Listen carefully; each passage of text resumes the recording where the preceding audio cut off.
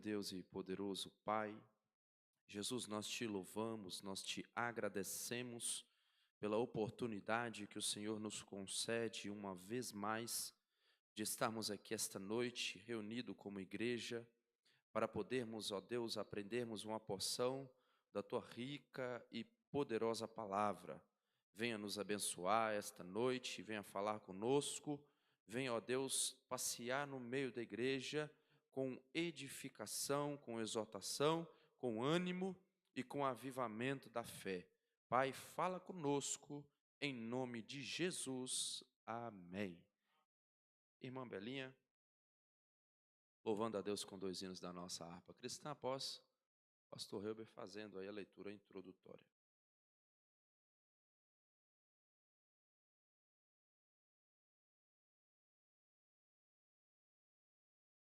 Cumprimento os irmãos com a paz do Senhor.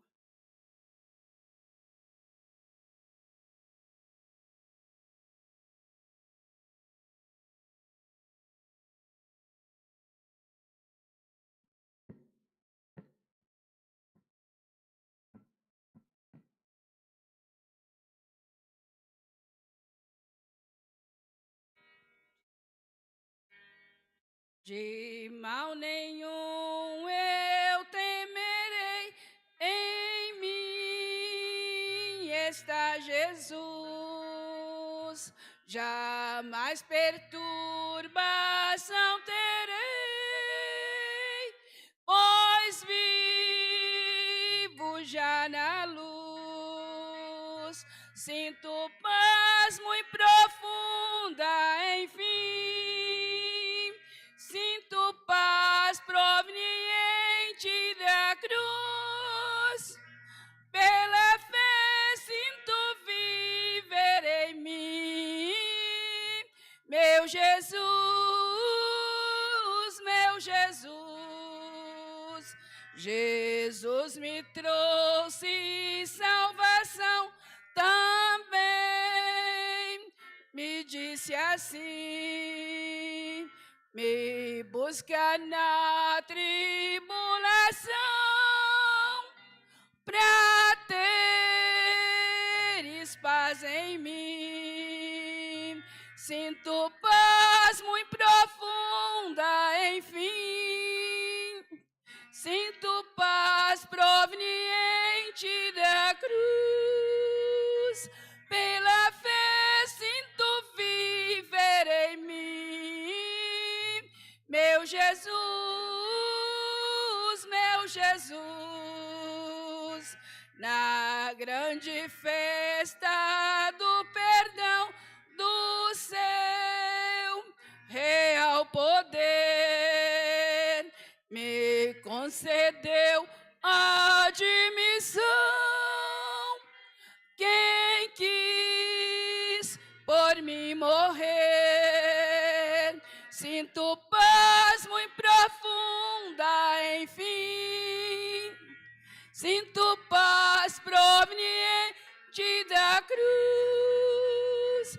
Pela fé sinto viver em mim. Meu Jesus, meu Jesus. Já tenho uma viva fé que não confundirá o amor de Deus, que é puro de paz me encherás. Sinto paz muito profunda, enfim. Sinto paz proveniente da cruz. Pela fé sinto viver em mim. Meu Jesus, meu Jesus.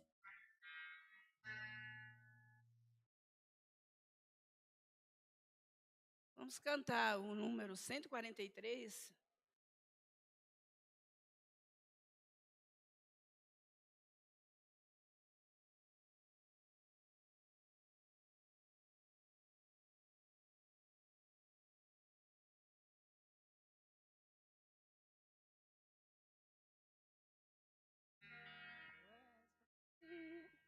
Tu és para mim o verdadeiro amigo. Só em ti, meu Redentor, vou confiar.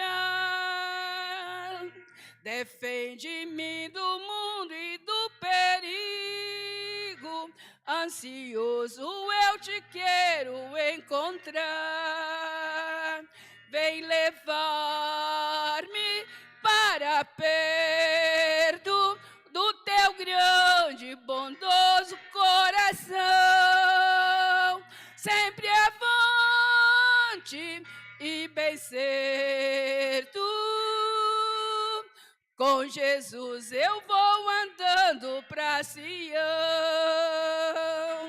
Vem já, Senhor, com sua graça imensa, ajudar-me a levar a minha cruz, fazendo-me sentir real presença do Consolador divino, ó Jesus. Vem levar-me para perto do teu grande, bondoso coração. Sempre avante e bem certo. Com Jesus eu vou andando pra Sião. Jesus, tu és a minha esperança, e contente eu desejo te seguir,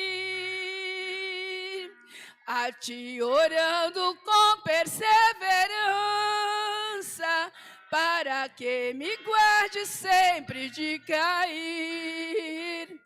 Vem levar-me para perto do seu grande, bondoso coração. Sempre avante e bem certo. Com Jesus eu vou andando pra Sião. Amém, Jesus. Glórias a Deus. Pastor Helber fazendo a leitura introdutória.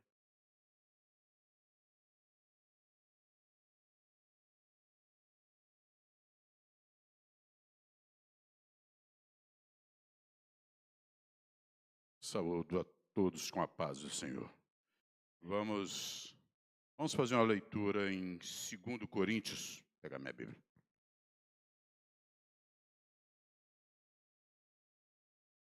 Segundo Coríntios, capítulo 6.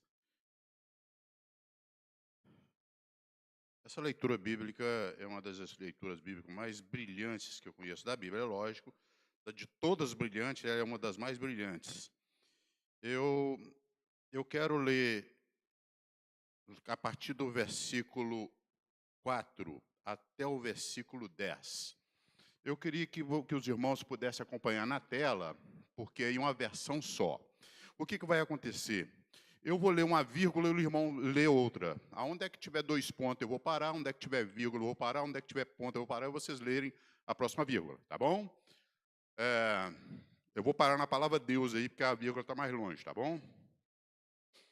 Antes, como ministro de Deus, na muita paciência, nas necessidades, nos açoites, nos tumultos, nas vigílias, na pureza, na longanimidade, no Espírito Santo, na palavra da verdade, pelas armas da justiça, por honra e por desonra, como enganadores e sendo verdadeiros, mas sendo bem conhecidos, como castigados e não mortos, mas sempre alegres, mas enriquecendo a muitos. Vamos ler o último versículo todos juntos. Como contristados, mas sempre alegres. Como pobres, mas enriquecendo a muitos. Como nada tendo e possuindo tudo. Essa leitura bíblica é exatamente o que o mundo pensa de nós. E aí esse versículo, essa leitura bíblica mostra quem nós somos. Vamos fazer aqui uma oração, vamos perguntar se alguém aí tem algum pedido de oração em especial para alguém da família. Alguém que precisa de oração, levante sua mão. Vamos conversar com Deus nesse momento. Senhor Deus que está no céu, Pai de Jesus Cristo, neste momento, ó Pai, nós te adoramos na beleza da tua santidade. O Senhor é Deus de eternidade em eternidade, é um Deus bondoso, maravilhoso, digno de honra, de glória, de louvor, de exaltação. Tu és o nosso Deus, Tu és o meu Deus. E neste momento, ó Pai, em nome de Jesus Cristo, eu peço uma bênção para cada um que aqui está, ó Pai. Peço ao Senhor que abençoe este culto de uma forma bem especial. Abençoa, Pai Celestial, o presbítero Herbert vai estar trazendo aqui a palavra. Ser com ele, ó Pai Celestial, e ser com todos nós. Pedimos também uma bênção pela família de cada um aqui, em nome de Jesus. Amém.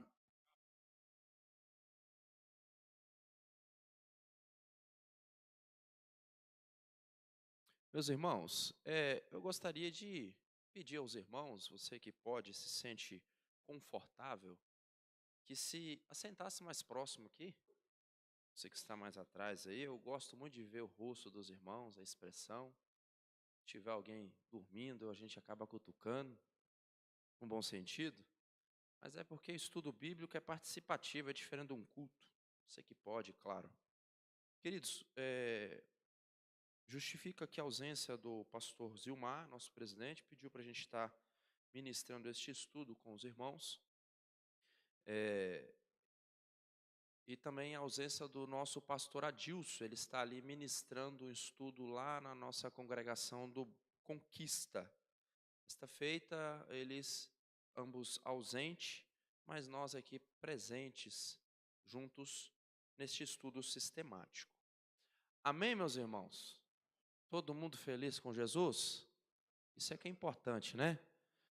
Meus irmãos, estamos aí num estudo em sequência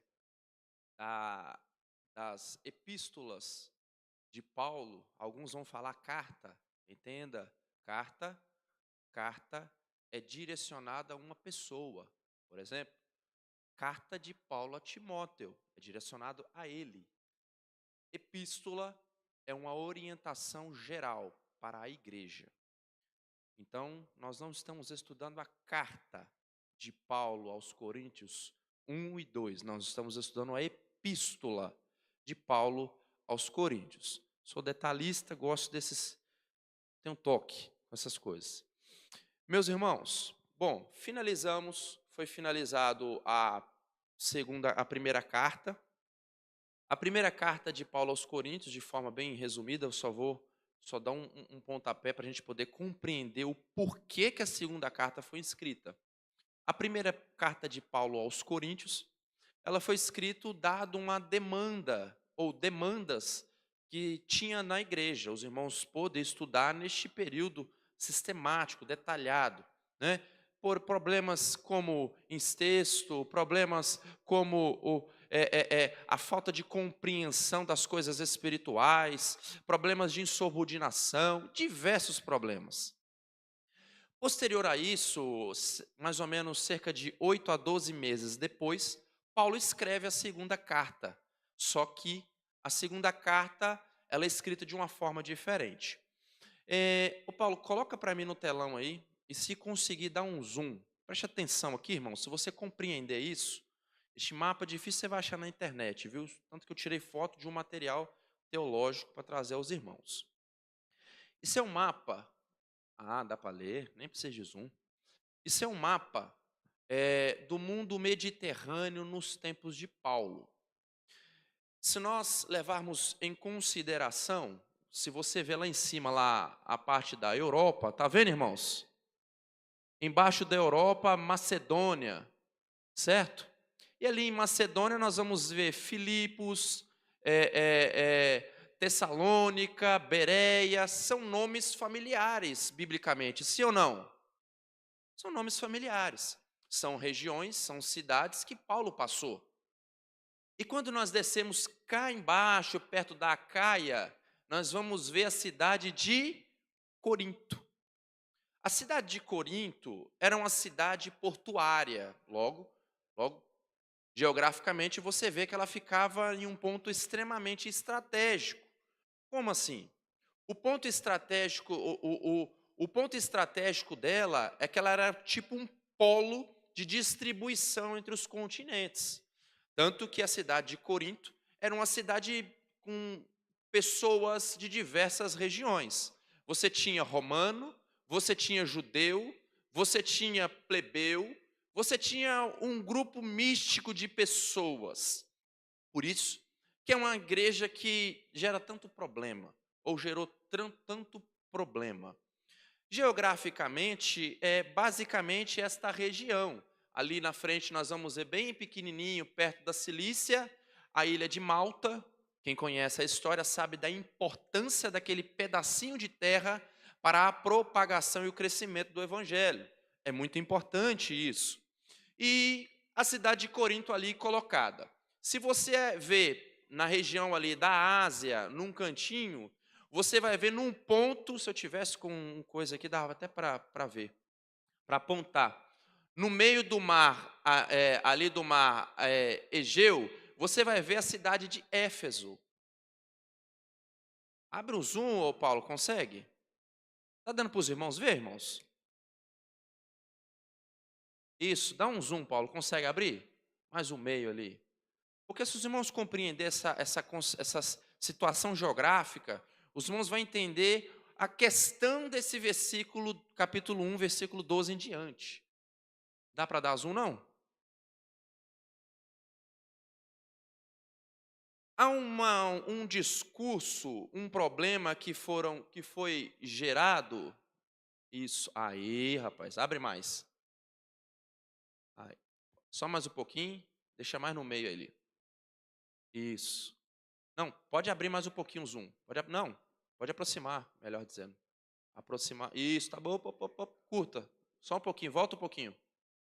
Volta mais um pouquinho. Vai. Pode voltar. Aí, ótimo. Tá dando para os irmãos ver? Perfeito. Vamos lá. Tá ali a Macedônia. Tanto que nós vamos ver lá, sai da Macedônia, etc. A Macedônia ali em cima, composta por Filipos, Neápolis, Antípolis, Apolônia, Tessalônica, Bereia. Aquela região ali pertencia à Macedônia. Cá embaixo nós vamos ver a cidade de Corinto, que de fato era um polo. E do lado da cidade de Corinto tem qual cidade? Qual? Atenas. Atenas é muito conhecida pela cultura grega, ou a adoração a deuses gregos. Percebe que ela estava do lado da cidade de Corinto e, querendo ou não, isso influenciou numa cultura, sim ou não, irmãos? Tanto nós brasileiros somos influenciados pela cultura dos países latinos. Faz parte, nós somos influenciados, querendo ou não querendo. Dificilmente você vai ver uma influência que envolve a Ásia sobre nós. Apesar que Netflix hoje, né, tá dando acesso a esses filmes de dorama aí. Tem irmã copiando esse negócio, irmão, né? Tem um lá em casa. Enfim, Atenas estava do lado de Corinto e isso era um problema, porque Atenas era a capital religiosa, tanto que os deuses ali ficavam ali firmados. No capítulo 12, depois os irmãos compreender a situação geográfica? Amém? Mas deixa ali por enquanto, acompanhe na Bíblia, porque eu vou fazer uma explicação. Paulo começa o seu ministério e começa as suas viagens. Ele passa pela cidade de Corinto e planta uma igreja. Sim ou não, irmãos? Sim ou não? Tem certeza? Com certeza, irmãos. Passa pela cidade de Corinto e planta uma igreja. Esta igreja, ele fica aproximadamente 18 meses ali, alicerçando a igreja. Porque, irmãos, você ali abrir uma igreja e não dar alicerce, logo ela vai acabar. Aí Paulo, como apóstolo e como líder daquela igreja, ele começou aquela obra ali, e as pessoas daquela igreja eram fruto do seu trabalho.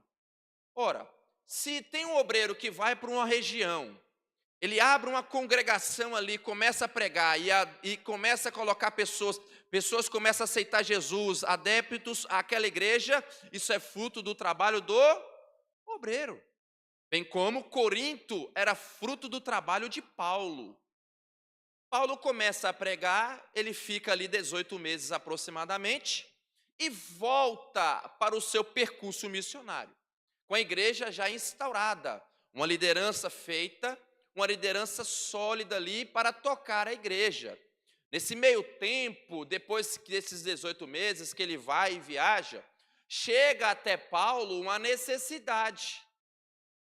Paulo, está acontecendo algumas coisas na igreja de Corinto que precisamos da sua intervenção, precisamos do seu conselho. Aí Paulo recebe esta mensagem e fala assim: beleza, eu vou escrever uma carta à igreja, eu vou escrever uma epístola à igreja de Corinto. Aí é escrita a primeira epístola aos Coríntios. Nós estudamos ela.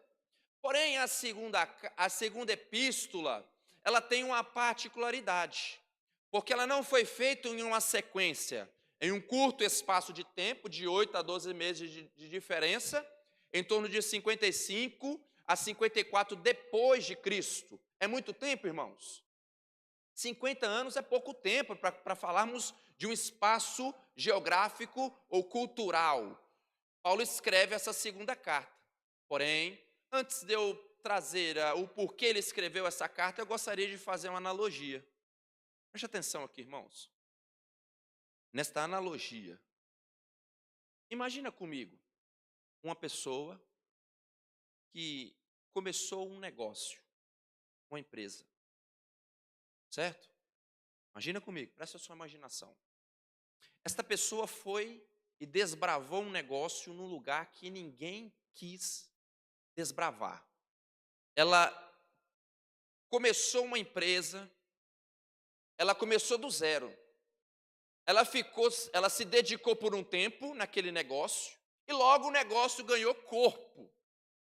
Ela começou e como ganhou corpo, ela precisou de colocar naquele negócio, naquela empresa, liderança, sim ou não?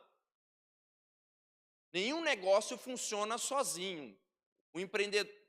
Oi? Tipo um gerente. Isso é uma analogia, viu, irmãos? Colocou líderes, gerente, para poder administrar o negócio. Aí ele fala assim, olha, esse negócio roda sem mim aqui, mas sobre a minha orientação, vocês vão continuar trabalhando nesse negócio, crescendo. Só que tem um porém, eu vou me afastar de vocês e eu vou deixar a liderança tomando conta deste negócio, o gerente. Ok, irmãos? E eu vou me afastar, porém, preste atenção nisso aqui, eu vou voltar para visitá-los. É uma promessa, sim ou não? Essa pessoa, esse empresário, abriu um negócio, começou ele levantou dentro dele líderes e gerentes para administrar o negócio, e ele sai dessa cidade que tem esse negócio e vai para outros para desbravar.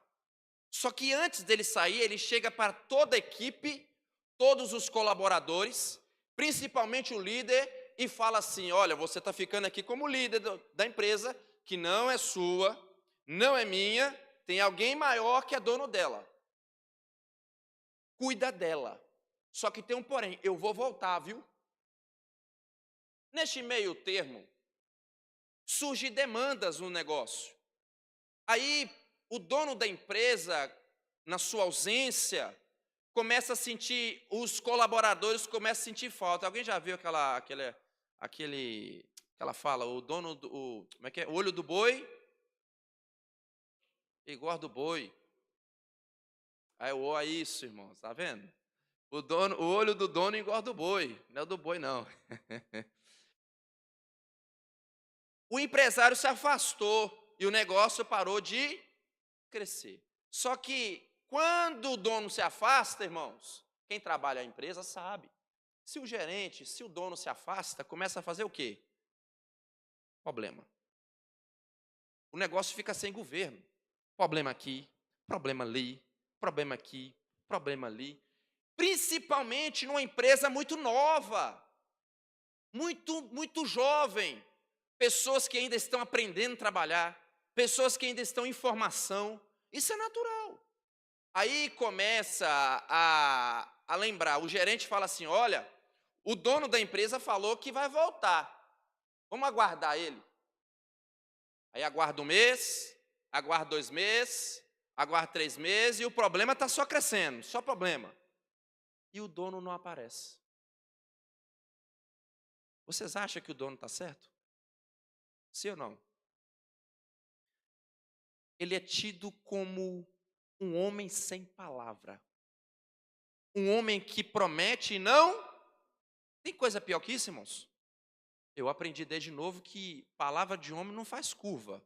Ou você faz ou você não faz. Ou você pode ou não pode, pronto, acabou. Se prometeu, honra até o final.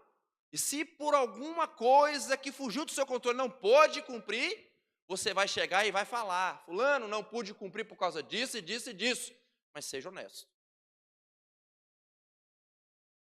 Agora, os donos, os gerentes começam a falar assim, vamos fazer um negócio? Ele sumiu, o negócio agora é nosso.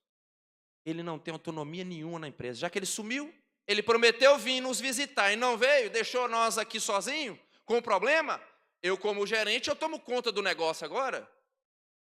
Aí uma certa feita, antes da data marcada da visita, o dono da empresa chega de pulão. Imagina, irmãos, a confusão. Sem avisar. Não era o período que ele tinha definido que iria. Ele está em viagem, ele corta caminho e fala assim, não, eu vou lá visitar a empresa que está em tal cidade. Quando ele chega lá, o que está acontecendo? Problema atrás de problema. E o gerente, que era para ajudar a ser o braço direito dele, sabe o que ele faz? Ele bate no peito e fala que é a empresa dele. Ele faz uma reunião junto com todos os colaboradores e na frente desse gerente, e o gerente na frente de todo mundo fala assim, olha, você é o dono da empresa, mas aqui quem manda agora sou eu. Você não tem palavra. Imagina, irmãos, um homem que plantou uma empresa, deu um emprego para todo mundo, ajudou a botar sustento na mesa de todo mundo, agora é descredibilizado, é destratado e é posto à prova na frente de todo mundo. Uma humilhação tamanha. O que você faria no lugar desse? Hein, irmãos? Alguns vão falar, eu mandaria todo mundo embora. Beleza, precisa contratar mais gente. O negócio não está fácil, não. Outros vão falar assim, eu deixaria a empresa para lá dificilmente. Está vendo que é um problema instaurado?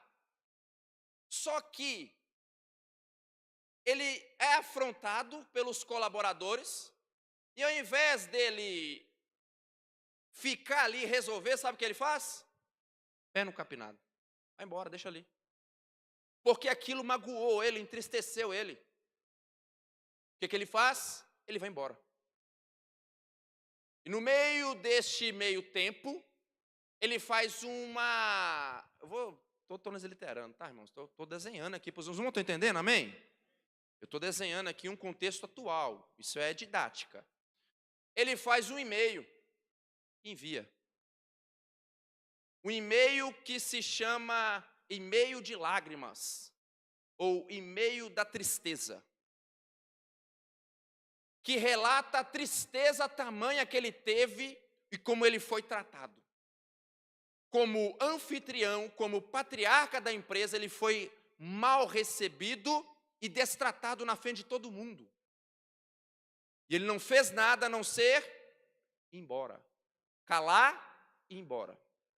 Aquele e-mail é lido diante de todos os colaboradores. E os colaboradores fazem o quê? Quem que é o líder do negócio aqui? Ah, o gerente. Todo mundo se levanta contra ele. Aí alguém fica sabendo da situação, fica sabendo de toda a situação, retorna esse e-mail e fala assim, olha, a carta, o e-mail deu certo, viu? As pessoas arrependeram tudo que foi feito. Ah, é? Então agora eu vou voltar de novo lá e vou voltar a orientar essa empresa de novo. Porque ele se arrependeu. Basicamente, irmãos, o problema que aconteceu, os irmãos entenderam a analogia? Paulo plantou a igreja em Corinto. Corinto era fruto do seu trabalho, tanto que ele fala, vocês com a igreja de Corinto, na primeira carta, vocês não podem falar que eu não sou apóstolo, porque vocês são fruto do meu apostolado. Aí ele volta, ele planta a igreja, e ele fala assim, olha, eu vou voltar aí para visitar vocês. Tal data. E ele instaura a liderança, os pastores da igreja. Só que o problema começa a surgir problema, e a liderança faz o quê? O homem está velho, parece alguma história similar, né, irmãos? O homem está velho, não vem mais, não lidera. Vamos fazer o seguinte, vamos tomar conta desse trem. Ele não tem palavra, ele prometeu que ia vir, não vem mais. Vamos tomar conta. Aí a liderança da igreja de Corinto começa a se instaurar. Nesse meio tempo, entre a promessa de ir, Paulo está em Éfeso. E ele decide, movido pelo Espírito, vou lá em Corinto. Não é meu tempo de ir lá ainda não, mas eu vou lá em Corinto. Ele chega de surpresa na igreja de Corinto. E quando ele chega de surpresa, ele é mal recebido. Ele é maltratado. E neste processo que ele foi maltratado, na frente de toda a igreja que ele plantou, imagina comigo, irmãos, você ganhou a uma, duas, você pregou o evangelho, cuidou espiritualmente de cada família que está ali, e agora aqueles que você cuidou, dedicou tempo da sua vida, abriu mão dos seus sonhos e desejos para ensiná-los, para cuidar, estes que você estendeu a mão, em vez de estender a outra, morde a mão que está estendendo para você. Machuca a mão que foi estendida para você. Isso é doloroso, irmãos.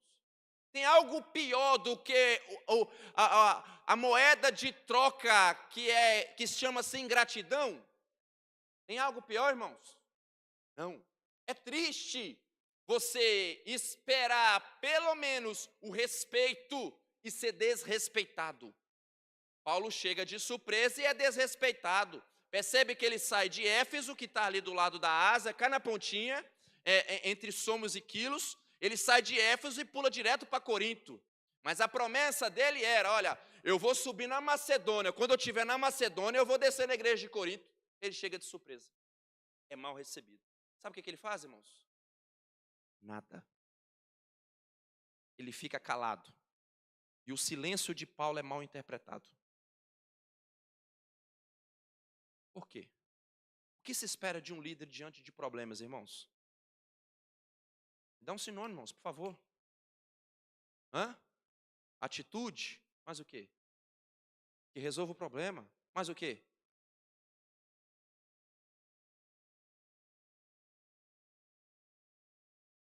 Se retira. Vai trazer uma definição. Paulo, irmãos, ele nos ensina que a liderança, ela não é, aí vamos começar no capítulo 12, não é inspirada ou movida por sabedoria humana. Fala de Paulo. Ele chega, aí ele vai embora. Ele, como líder, deixa o problema e vai embora. Aí o que a igreja inteira vai falar dele como pastor? Pastor não resolveu.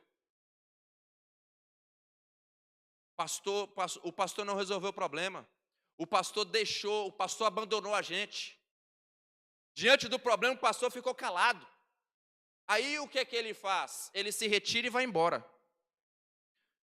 Quando ele se retira e vai embora, há uma carta escrita Essa carta, dentro de um cunho arqueológico, ainda não foi achada ou se perdeu.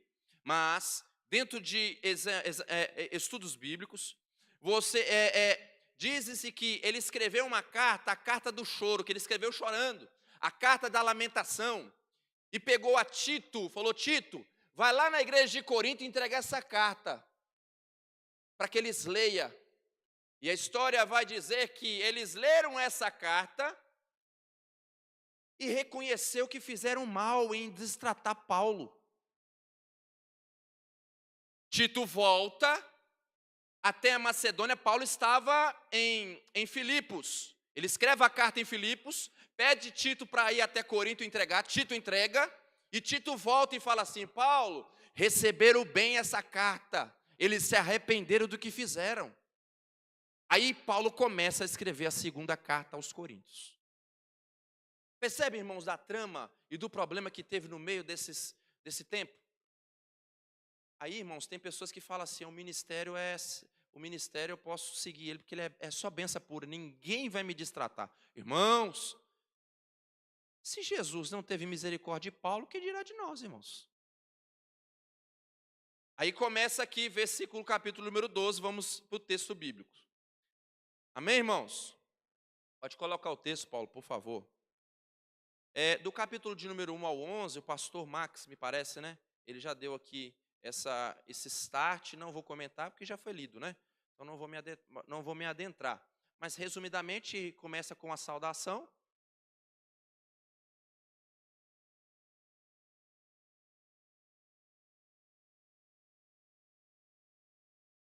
Sim, mais ou menos. Só que não tem ela firmada, né? Esse é o problema. Não fala: essa foi a carta do choro ou a carta da lamentação.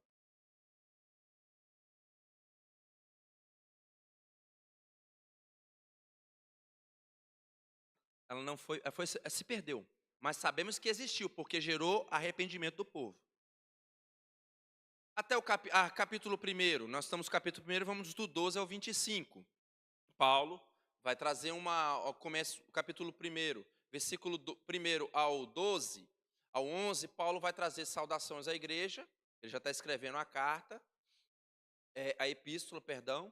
Ele está trazendo saudações à igreja, e depois dessas saudações à igreja, ele vai trazer alguns exemplos. Eu acho tão belo que Paulo fala assim: olha, a gente sofreu tanto, né? A peleja foi tão grande que eu pensei que ia morrer. Quem nunca passou por isso, irmão? Eu pensei que ia ofertar a Deus a minha morte, porque o negócio estava estreito, viu? Aí do versículo de número 12 em diante é o que nós vamos estar aprendendo. Vamos lá, irmãos. Versículo 12, capítulo 1, versículo 12. Porque a nossa glória é esta: o testemunho da nossa consciência de que, com simplicidade e sinceridade de Deus, não com sabedoria, mas na graça de Deus, temos vivido no mundo e maiormente convosco. Vamos lá, volta. É um texto que ele começa, você vai ver um epígrafe antes do capítulo 12, então quebra-se o sentido. Começa uma nova fala. Percebe que ele começa: olha, porque a nossa glória é essa. O que é glória? A minha alegria, o meu regozijo, a minha felicidade, ou a vantagem que eu posso contar é o testemunho da nossa... Irmãos, isso é profundo, viu? Paulo foi... essa carta, essa epístola inteira, irmãos, abre Paulo de dentro para fora. Olha o texto que foi lido no início. É da epístola, segunda epístola. Opa! Aí, irmãos, olha só. Eu me glorio porque a minha consciência, ela está limpa. Meu irmão, deixa eu te fazer uma pergunta. Quem pode ir contra a consciência?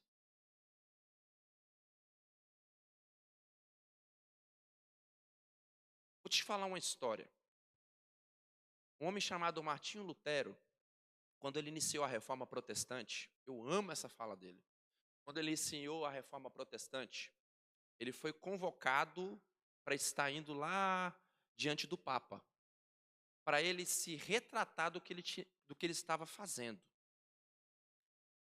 Ele, diante do Papa, na primeira reunião, ele vai e fala assim: não posso responder isso hoje. E ele ganha tempo. Aí ele é convocado novamente para aparecer diante do Papa e retratar tudo aquilo, as 95 teses que surgiu o protestantismo, fruto em que nós somos fruto dele. Ele aparece diante do Papa e o clero, e eles esperavam que Martinho Lutero, como monge, pertencente à Igreja Católica da época, se retratasse do contexto, de tudo aquilo que ele estava levantando contra a igreja. Porque, afinal, era tudo verdade. E se esse negócio pegasse, acabou. Martinho Lutero vai e olha para o Papa e fala assim: olha, posso eu ir contra as Escrituras? Sendo que dela sai a verdade absoluta. Sobremaneira, eu, Martinho Lutero, para agradá-los, eu não posso ir contra a minha consciência, porque ela me condena.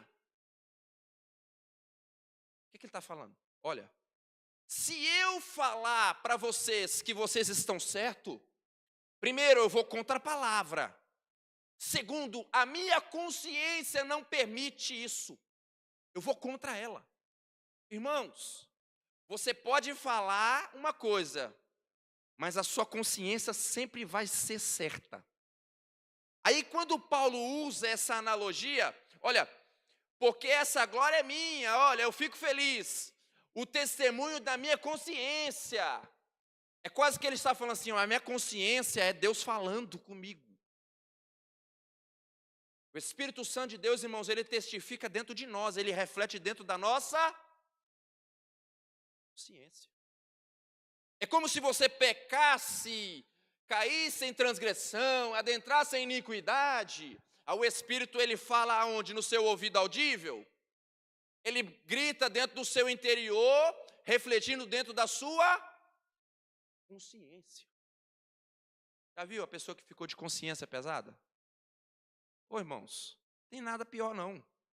Tem coisa pior que você deitar a cabeça no travesseiro e não conseguir dormir porque a consciência está pesada? Aí Paulo fala assim, olha, minha consciência está limpa, viu? Disso eu me gabo. Estou trazendo assim uma fala assim, mas do nosso dia. Disso eu me garanto, eu fico feliz, porque a minha consciência é testemunho, porque quando eu tive com vocês e fui humilhado, eu saí calado. Aí mais para frente ele vai explicar. De que com simplicidade e o quê? Simplicidade e o quê, irmãos? Vamos ler. Verso 13. Não com sabedoria carnal, mas na graça de Deus temos vivido no mundo e maiormente convosco. Aí Paulo vai falar assim, olha, sabe quando eu estive diante de vocês e fui humilhado? Sabe a promessa que eu fiz e não cumpri ela no olhar de vocês? A minha consciência está limpa diante de Deus. Sabe por que a minha consciência está limpa? Porque a decisão que eu tomei de me calar e sair foi uma decisão não pautada em sabedoria carnal, porque a sabedoria carnal é tira o pastor que está dando problema e vou ficar aqui até resolver. Mas a sabedoria que vem da graça de Deus, que norteou ele. Percebe, irmãos, a profundeza que há nisso? Paulo faz um contraste da consciência e fala que as tomadas de decisão que ele teve não foi pautada em coisas do homem carnal. Irmão, se você chegar num ambiente que tem problema de tudo de qualquer lado, você vai fazer o quê? Hein, irmãos? Oi? Ah, não. Deixa eu reformular, né? Se você chegar num departamento, quer seja na igreja, e você assumiu um departamento que está cheio de problema, o que você vai fazer como líder? Você vai tentar? Só que a primeira coisa dentro de uma administração eclesiástica, antes de resolver, é orar. Irmãos, existe um paralelo, existe uma linha tênue, grave isso. Existe uma linha tênue dentro da igreja, quando se fala de liderança. Essa linha tênue, ela entra no mundo espiritual e no mundo físico. Só o Espírito Santo de Deus que te dá o discernimento de entender até que ponto você faz e até que ponto é o Espírito que faz. Irmãos, precisamos compreender que a liderança dentro da igreja, ela é pautada e guiada através do regente da igreja, do maestro da igreja, que é o Espírito Santo. O Espírito Santo que rege e governa a igreja. Se ele que rege e governa a igreja e ele que dá dons à igreja, nós temos que consultar quem? A ele. Aí a pessoa entra num departamento, ela vê problema. Humanamente, sabedoria carnal fala assim, meu Deus, essa pessoa está aqui. Não, tem que tirar. Quer um exemplo, irmãos? Um pastor, vou citar o exemplo do nosso pastor, muito mal às vezes interpretado. Pastor, até hoje tu não resolveu, não tirou fulano daquela igreja? Ah, irmãos, a sabedoria carnal fala assim, tem que tirar mesmo. Mas a sabedoria que vem do Espírito fala assim, tem problema que nem Deus ainda quer resolver, por que eu vou enfiar a mão? Ao seu tempo, Deus vai dar o comando. Se Paulo resolvesse o problema da igreja ali de forma carnal, irmão, sabe o que ele está fazendo? Ele está pegando a responsabilidade do problema e trazendo para ele. Tem coisa melhor, irmãos, de você falar assim, Jesus, eu fui até aqui, viu? Daqui para frente é o Senhor, eu não faço mais nada. Ah, irmãos, não tem coisa melhor que você descansar em Deus e falar assim, Deus vai fazer. Tem mãe que sofre muito com o filho, irmãos. O filho dá problema, dá trabalho, até um ponto que ela fala assim, Senhor, a minha parte eu fiz. Daqui para frente é o Senhor. Aí é Deus, irmãos. Por quê? No mundo espiritual, você está fazendo igual Pilatos. Eu lavo as minhas mãos. Eu fiz o que eu pude. Entenda, irmãos, que dentro da igreja, a sabedoria carnal, ela é uma linha tênue. Chega um momento em que ela tem que exercer, porque Deus usa homens para administrar a igreja, porém homens guiados pelo Espírito. Temos vivido no mundo e maiormente convosco. Paulo está falando, olha, eu vivo no mundo, principalmente com vocês, mas não administro e não ando com sabedoria carnal. Verso 13. Porque nenhuma outras coisas vos escrevemos, senão as que já sabeis. Eu também conheceis, e espero que também até o fim as reconhecereis. Paulo está falando assim, olha, igreja de Corinto, toda a orientação que eu dou para vocês, você já sabe. Adultério, fornicação, a lascívia, o incesto que está tendo aí dentro. Você sabe o que não pode. Mas mesmo assim eu falo. Irmãos, o errado, todo mundo sabe, sim ou não? Só que a pessoa erra sabendo. Isso não é pecado mais, isso chama-se transgressão. Eu estou pecando sabendo que eu estou pecando. Aí o caldo engrossa, irmãos. Acontece igual os filhos de Eli. A transgressão pula para a iniquidade. Quando nem a consciência dele mais pesa.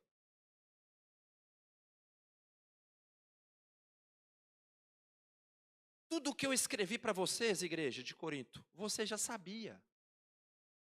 Só que eu também reconheço, e espero que também até o fim vocês reconhecem. Olha, eu reconheço que vocês precisam compreender, por isso eu falo. Mas eu vou aguardar. O que ele revela aqui? Paciência. A liderança de Paulo é pautada na paciência. Irmãos, olha só. Tem problema, irmãos, que nem Deus quer resolver. Naquela hora, tá, irmãos? Não é que Deus eu não estou fazendo apologia falando que Deus é passivo de erros. Não. Vou te dar exemplos. Saul foi rejeitado por Deus, sim ou não? Mas continuou reinando. Mas era um problema que Deus ia resolver no tempo dele, no tempo certo. Os filhos de Eli estavam pecando, sim ou não? Ao ponto que Deus usa e fala com Eli: Eli, perecerá você e sua casa, mas eles ainda continuam trabalhando. Deus resolveu na hora? Ele esperou o tempo certo. Tem problema, irmãos, que não adianta você levantar a mão para resolver. Tem problema que nem Deus quer resolver. Sabe qual que é o nosso papel? Administrar. Repita comigo, administrar. Tem coisas, irmãos, que nós não fomos chamados para resolver, para administrar. Porque tem coisas que quem tem que resolver é Deus. Ele move as peças, ele move as águas. Ele muda pessoas de ambiente, ele abre porta, ele fecha a porta, se ele quiser resolver na hora dele. Verso 14. Como também já em parte reconheceis em nós, que somos a vossa, como também vós serei a nossa no dia do Senhor. Preste atenção nisso aqui. Igreja de Corinto, eu como apóstolo, nós como apóstolos da igreja, liderança. Amém, irmãos? Os irmãos estão entendendo? Está claro? Vocês estão muito quietinhos? Vocês não dormem, né, irmãos? Costumo dizer que o sono ele vem mesmo, viu? Seja professor bom ou ruim, ainda mais se tiver um número mais singelo de pessoas. Prefiro achar que é o cansaço. Ele vai, chega e fala assim, meu Deus, até me perdi, volta, 13. Isso. Ele vai, chega e fala assim, igreja de Corinto, é o seguinte, vocês devem se alegrar por termos nós, apóstolos, como líder de vocês. Ali, ó. Porque nenhuma outra coisa não, verso 14, perdão. Isso. Como também já em parte reconhecei em nós que somos a vossa glória. Aí ponto. Em nós, olha, a vossa glória, glória ali é alegria, glória ali é cantar vitória. Ele está dizendo assim, olha, vocês precisam reconhecer em nós a liderança e se alegrar pela liderança que tem. Aí ele fala assim, agora nós, liderança, o que ele está falando? Igreja, você precisa se alegrar e reconhecer a sua liderança. Reconhecer nós. Ele vai cutucar, irmãos, a igreja de Corinto, essa epístola toda. Quase que ele fala, ó, no dia que eu estive com vocês aí, em vez de você se alegrar e se gloriar com a liderança, conosco. Só que tem um porém. Não é só vocês que vão se gloriar. Aí vem. Pode passar. Como também vós o quê? Vamos ler, irmãos. Como também... O que é o dia do Senhor Jesus? Irmãos, a Bíblia não deixa muita riqueza de detalhes sobre isso.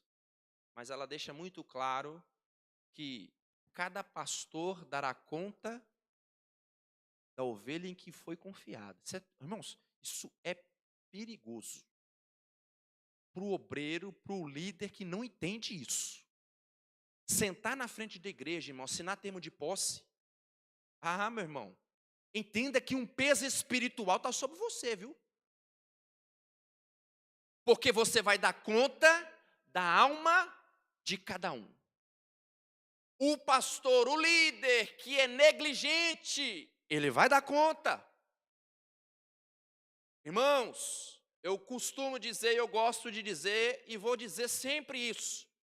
Jesus não dá ministério pastoral para pessoa boba. Não existe pastor bobo, e quando eu falo bobo, irmãos, desprovido de conhecimento e sabedoria. Deus forma, Deus forja, Deus capacita, e Deus dá sabedoria através da palavra. Ô, meu irmão, não tem jeito.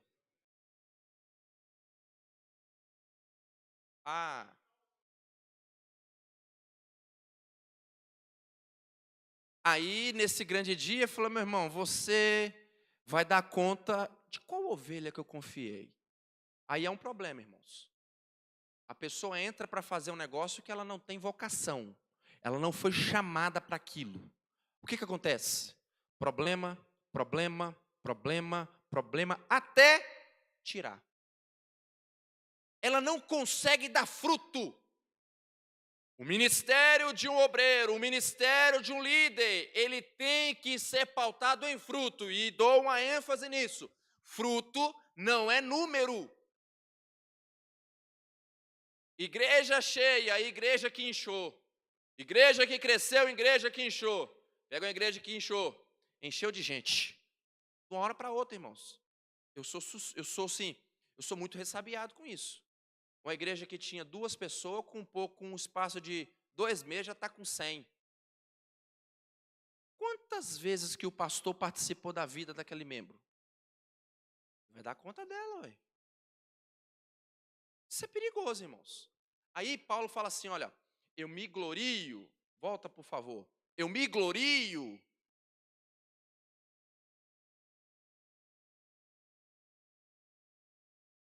Não, lá na frente, verso 14, são 14. Olha, como também vós sereis o nosso dia do Senhor, a vossa glória, como também vós sereis a vossa no dia do Senhor. Ou seja, no dia do Senhor, que Jesus voltar para levar a igreja lavada e remida no sangue do Cordeiro, eu vou me gloriar, porque é uma igreja que eu plantei, uma igreja que Deus me deu graça, eu exerci o ministério, eu cuidei, eu zelei, eu não liderei com força carnal, eu liderei com força espiritual. Isso para mim vai ser alegria.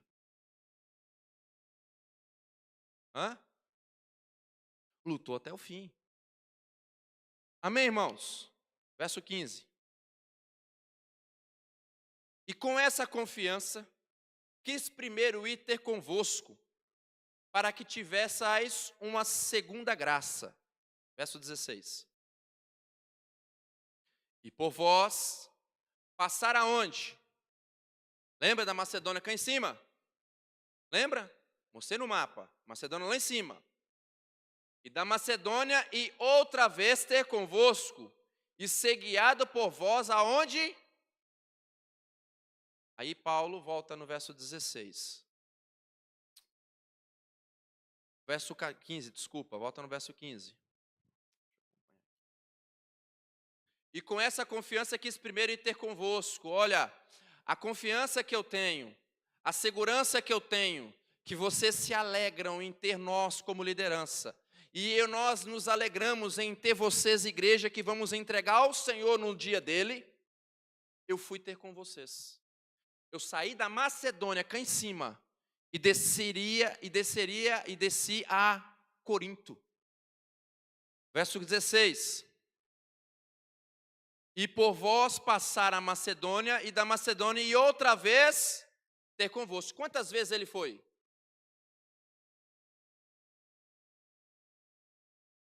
Percebe que, olha, ó.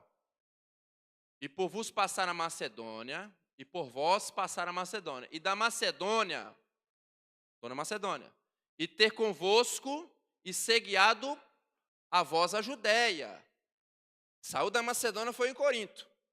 E o plano dele, sair de Corinto, e ir para a Judéia. Aí, irmãos, a palavra guiado ali, sabe o que é isso? Financiado, irmãos.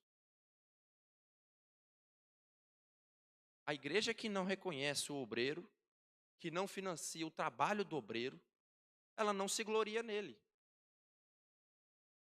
Olha, eu vou continuar, eu vou descer da Macedônia, eu vou no polo, que é em Corinto. Agora, irmãos, precisamos relatar, precisamos entrar em ênfase que a contribuição daquela igreja dava, sim, para administrar e também sustentar a viagem que Paulo queria fazer para a Judéia? Claro, irmãos. Verso 17.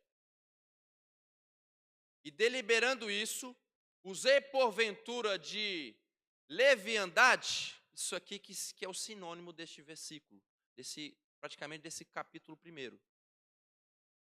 Ele faz uma pergunta. Se eu deliberei isso, se eu decidi isso, eu fui leviano com vocês? Verso 18, responde. Ou que delibero, e delibero segundo a carne? Olha que ele volta lá no começo. O que é deliberar, irmãos? Liderar, dar comando, decidir. Ou que decido segundo a carne? Para que haja em mim sim, sim e não, não? Alguém já ouviu isso, irmãos?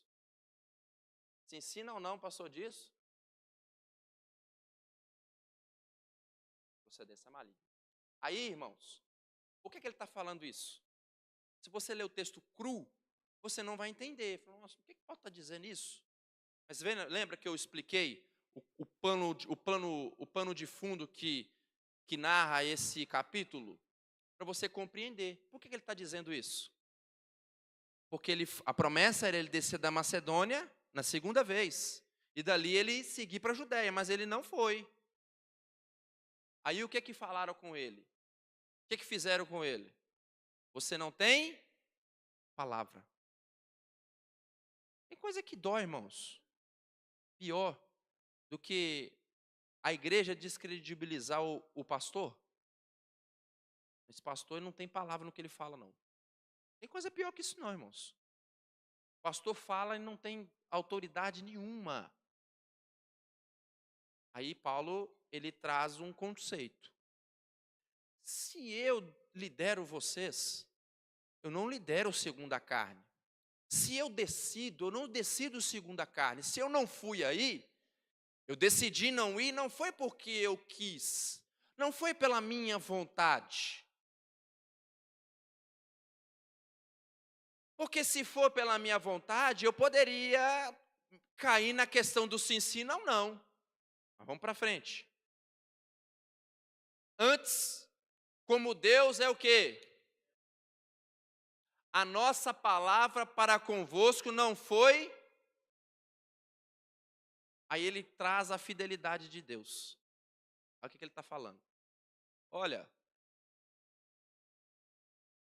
Exatamente. Eu não estou por mim, eu estou por. Eu não lidero por mim, eu lidero por.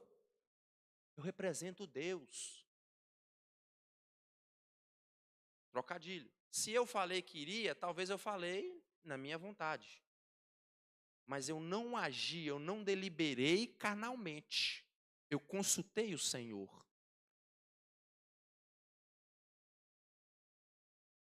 Andar na dispensação do Espírito. Aí ele fala assim, olha, isso aqui é profundo. Antes, como Deus é fiel, a nossa palavra convosco não foi sim e não. O que ele está dizendo? Igreja de Corinto, membros que eu ganhei. Eu preguei para vocês que Deus é fiel. Ele é fiel ou não? Pesado isso, irmãos. O que ele responderia? Com certeza. Se eu que preguei um Deus fiel e falei que Ele é fiel e vocês atestam que Ele é fiel, por que eu vou Por que eu vou me contrapor? Por que eu vou falar assim, sim, não, não? Por que eu vou me passear nesse sentido? Porque Deus, Ele é fiel. Eu provei para vocês e vocês atestou isso. Verso 19. Porque o Filho de Deus, quem? Que entre vós foi o quê? Pregado por nós. Isto é, por mim. E quem? E quem? Não. Calma, varão. Peraí, velho. Volta. Não foi sim não foi sim e não, mas nele houve. Aí ele está dizendo assim, ó, que se Jesus, no qual nós pregamos, não houve engano nele. Quando ele desceu para cumprir o papel dele, ele não, espiritualmente, não houve só sim no plano no plano da redenção. Esse sim alcançou eu, Silvano, Timóteo e também vocês. O que Paulo está querendo dizer, irmãos, à igreja é: olha, eu posso ter prometido e ter convosco, mas eu não fui porque não era o momento, guiado pelo Espírito. E por essa razão vocês me acusam. Isso é um problema de muita gente na igreja, tá, irmãos? Falar o que não sabe. Líder de bastidor, já conhece? Todo mundo para ele está errado, só ele está certo. Tudo que o líder faz está errado. Só o que ele pensa que pode fazer que está certo. Verdadeiro reclamão. Fala de tudo e de todos. Bota aí para fazer. Oi? Acusa. Aí Paulo está dizendo assim, basicamente, olha, igreja de Corinto, vocês falaram que não sabia. Vocês me acusaram sem saber. Eu posso ter feito a promessa, mas isso não é uma razão de vocês me condenarem. Irmãos, nós estamos falando de um negócio pequeno, irmãos. Vocês conseguem compreender isso? Nós estamos falando de uma viagem que Paulo não foi. Nós estamos falando de uma visita que ele falou que iria e não foi, e a igreja condenou ele. Você tem noção do que é isso, irmãos? Quanto já prometeu uma visita e não foi? Hein, irmãos? Quanto já prometeu alguma coisa na igreja e não cumpriu? Fala que você nunca fez isso não, irmão. Consulta a sua consciência, viu? Como diz Paulo. Aí Paulo, por causa de uma viagem, vocês me condenaram. Porventura eu preguei um Deus que passeia no sim, sim, não, não? Eu preguei um Jesus que deu um sim e cumpriu um sim, tanto por mim, por Silvano, por Timóteo e também por vocês. É esse Deus, é esse Jesus que nós temos que confiar, igreja de Corinto. Ele abre o verbo, irmãos, ali, nessa carta inteira, nessa epístola inteira. Verso 20. Porque todas quantas promessas há de Deus são nele e por ele, para que a glória de Deus por nós. Toda promessa de Deus é assim, irmãos. Só que tem um porém. O sim não é no seu tempo. É no seu tempo, irmãos? O que Paulo está dizendo? Igreja de Corinto, Deus promete as coisas, mas ele é sim. Deus mente, igreja de Corinto? É inegável. São falas retóricas, irmãos. O que é uma fala retórica? Você fala já sabendo a resposta. Deus, porventura, passeia no sim, sim, não, não? Não, tudo dele é sim. Mas é no tempo dele, na hora dele, da forma dele, quando ele quiser.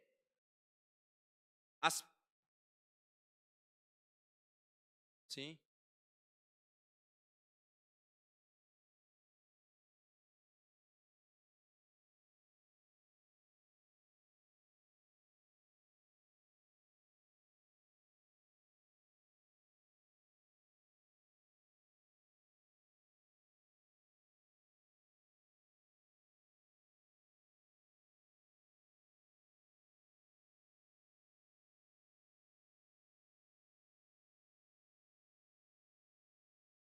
Sim, muito bem a contribuição. Irmãos, muito bem a contribuição do irmão. Olha, Jesus falou não para Marta e Maria com relação a Lázaro? Falou não, mas ele falou sim, em ato sim, em atitude sim. Nele não há engano. Só que, na hora que ele foi chamado, ele foi no mesmo momento? Irmão, nós estamos falando de um negócio de uma pessoa que estava morrendo, irmãos. Para nós, falar da história de Lázaro é quase que, para o cristão, né? No dia a dia, é quase que compreender uma verdade bíblica. Mas, materialize, irmãos. Pensa um irmão seu morrendo. E você sabe que Jesus, ele está ali, ele está rodeando, ele pode restaurar a saúde dele para ele não morrer, ele vai morrer. Aí você chama ele, ele fala assim, daqui a pouco eu vou. É na minha hora. Ele fala não? De jeito nenhum. Ele fala o sim, só que no tempo dele. A doença não é para a morte. Então, irmãos, o que Paulo está dizendo, olha, eu não fui com vocês no meu tempo, porque eu não ando no tempo. O homem espiritual, ele é como o vento, ninguém sabe para onde vai, nem de onde vem. Ninguém o discerne, mas ele discerne tudo. Porque ele anda no Espírito. Glória a Deus. Porque todas quantas promessas de Deus são nele sim. E por ele, amém. Para a glória de Deus por nós. Verso 21. Mas o que nos confirma convosco em Cristo é o que nos ungiu, é Deus. 22. O qual também nos o quê? E deu o quê? Acho que finaliza aí, né? Não, 24. 23. Invoco, porém, a Deus. Vamos voltar antes. Volta no 22. O que Paulo está dizendo ali? Olha, vocês têm noção que por uma pequena coisa vocês me julgou? Eu, mesmo andando em espírito, eu fiz o que Deus queria no tempo de Deus. Eu não deliberei com sabedoria humana, eu deliberei através de sabedoria espiritual. Em Deus não há engano, as promessas dele são firmes e assim cumpre no tempo dele. Jesus é uma promessa que se cumpriu e ele deixou para nós um penhor. O que é penhor, irmãos? Garantia. No mundo imobiliário, o que é penhor? Como é que é o nome que se fala? Entrada não é... Tem um outro nome, rapaz. Como é que é, Zacarias, o nome do negócio? Garantia. Não, rapaz, estou esquecendo o nome. Sinal. Sinal. Sinal. Irmãos, se você for comprar um imóvel, tem um corretor aqui, ele vai me corrigir. Você compra imóvel sem sinal? Difícil, meu irmão. Você não dá um dinheiro, você não dá um sinal. Você não dá ali uma segurança. Calção, ele falou ali. Mas é porque, para figurar aqui no texto. Calção, termo técnico, mas coloquialmente dizendo, sinal. Dá um sinal aí, é uma garantia. Aí ele fala, o qual também nos selou e deu o penhor, nos deu o que? A garantia do Espírito em nossos corações. Quando você aceita Jesus, você é selado com o Espírito. E você recebe o Espírito.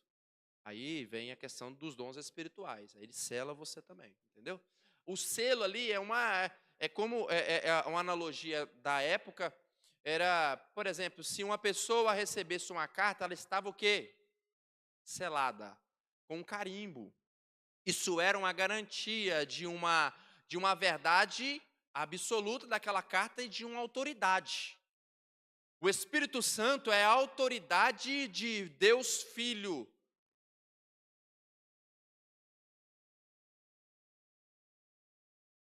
E isso é o selo é um reconhecimento real.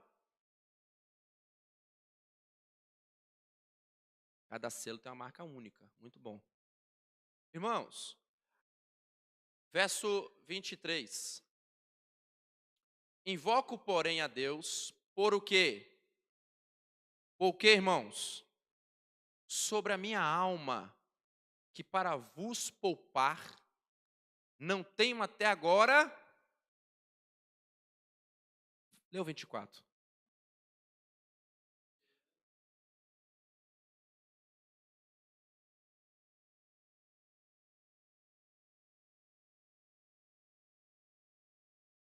Volta no 23, irmãos, e finalizo aqui.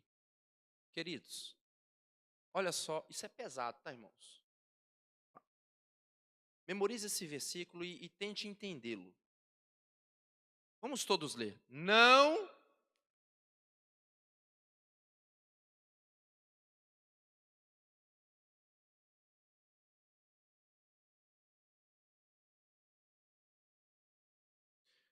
Igreja de Corinto, eu não tenho domínio na fé de vocês. Quem tem um domínio é quem dá para vocês o penhor. É o Espírito. Mas, somos o quê? Cooperadores da vossa alegria. Eu trabalho, igreja de Corinto, para proporcionar para vocês a alegria celestial. Porque pela fé, não é pela minha promessa de ir visitar vocês e não ir. É pela fé que vocês estão em pé. Por isso, eu peço que Deus consulte a minha alma. Deus pode consultar a sua alma, irmão? Davi pediu. Irmãos, tem situação, irmãos, que um líder, ele está administrando um problema. Será que Deus pode consultar a alma dele, ver se há dolo? Ver se há engano? É isso que Paulo está falando. Olha, eu não fui, por causa de um pequeno problema, vocês me condenaram. Mas eu não fiz isso, tanto que eu vou concluir. Deus, consulta a minha alma, vê se tem engano. E se tiver, vocês caminham pela fé. É a fé em Deus, é a fé em Deus. Não é nós que administra a fé de vocês, é Deus, é o Espírito que deixa vocês em pé. Aí ele conclui. Nesse sentido, tanto que ele fala, não fui ter com vocês antes. Por que ele não foi antes, irmão? Para eles serem poupados. Poupados de quê? Irmãos, preste atenção aqui. Concluo aqui. Um líder, diante de um problema, não falei para os irmãos que tem uma linha tênue entre espiritual e humano? Você só consegue discernir isso através do Espírito. Quando você vai ser humano, quando você vai ser espiritual. A palavra te direciona. De acordo com a obediência. Se Paulo foi humilhado diante da igreja, saiu calado. Ele não cumpriu a agenda dele de voltar depois. E é por isso que ele foi tido como homem sem palavra. Aí sabe o que ele fala? Se eu cumprisse a minha agenda e ir ter com vocês, por mais que vocês falem que eu não tenho palavra, por mais que vocês falem que eu levito entre o sim e o não não, se eu tivesse ido ter com vocês antes, eu tinha agido como um homem carnal.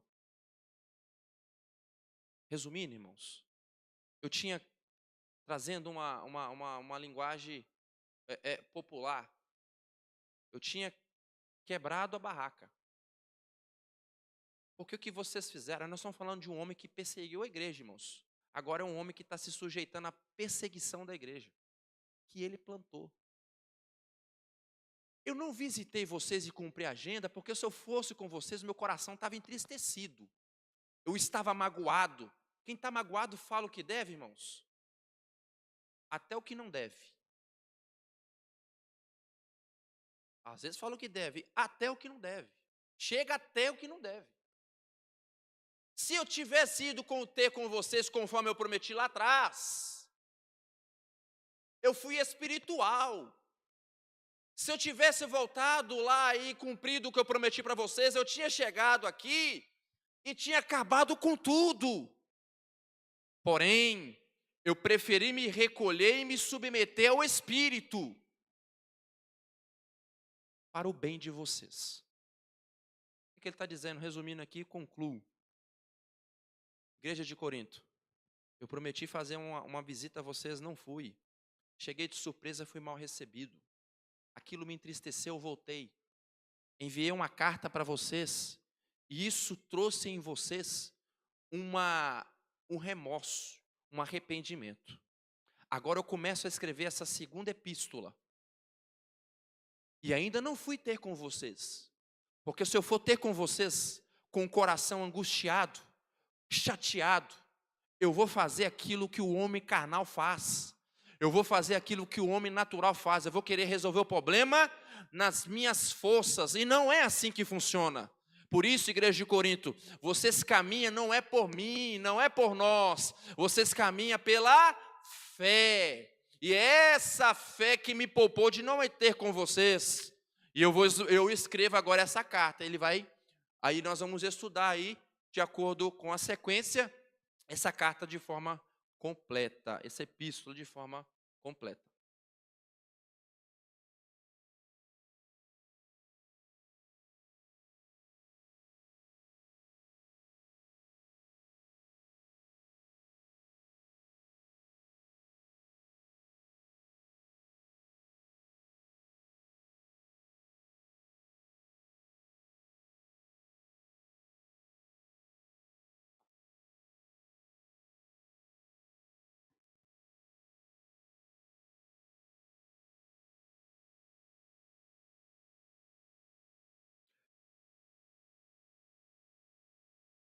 Irmãos, muito bem a contribuição. Se Paulo resgata a personalidade do Saulo, porque ele foi humilhado, irmãos.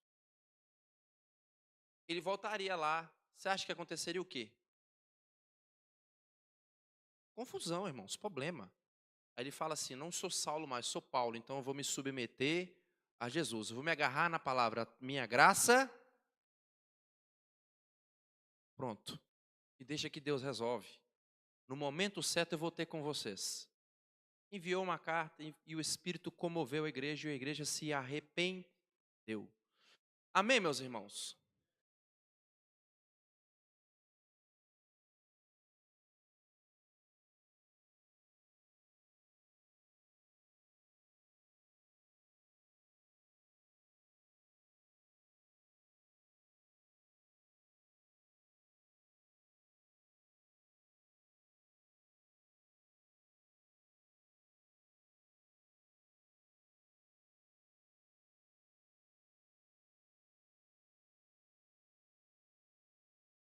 Continuar de pé.